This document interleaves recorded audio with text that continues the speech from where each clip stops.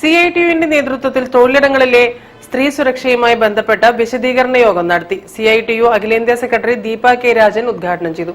തൊഴിലിടങ്ങളിലെ ദുരനുഭവങ്ങളെക്കുറിച്ച് തൊഴിലാളികൾ വിശദീകരിച്ചു.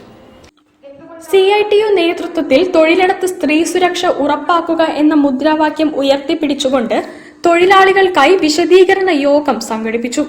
CITU അഖിലേന്ത്യാ സെക്രട്ടറി ദീപ കെ രാജൻ യോഗം ഉദ്ഘാടനം ചെയ്തു.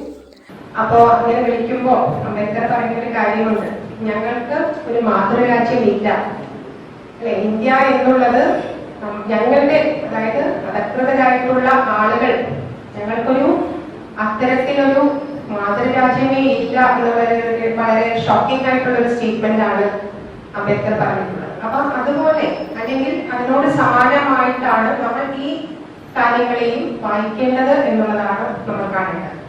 ഇപ്പൊ സ്ത്രീകൾ ഇങ്ങനെ മുന്നോട്ട് വരുന്നത്, അതായത് നേരത്തെ തന്നെ നമുക്ക് നിയമങ്ങളുണ്ട്, സ്ത്രീധന നിരോധന നിയമമുണ്ട്, അങ്ങനെ ധാരാളം നിയമങ്ങളൊക്കെ സ്ത്രീകളെ സംരക്ഷിക്കാൻ ഒക്കെ ഉണ്ട്. പക്ഷെ അത് നടപ്പാക്കുന്നതിൽ വരുന്ന അലംഭാവം, അല്ലെങ്കിൽ മുന്നോട്ട് വരാൻ ഒരു സ്ത്രീ മുന്നോട്ട് വന്നാൽ തന്നെ സമൂഹം അതിനെ എങ്ങനെയാണ് തിരസ്കരിക്കുന്നത് അല്ലെങ്കിൽ പുറകോട്ട് പിടിച്ച് ഭരിക്കുന്നത് എന്നൊക്കെ നമ്മൾ ധാരാളം ഉദാഹരണങ്ങൾ നമുക്കിവിടെ നിരത്താറുണ്ട്. അഞ്ജന ശശി തനിക്കുണ്ടായ ദുരനുഭവം വിശദീകരിച്ചു.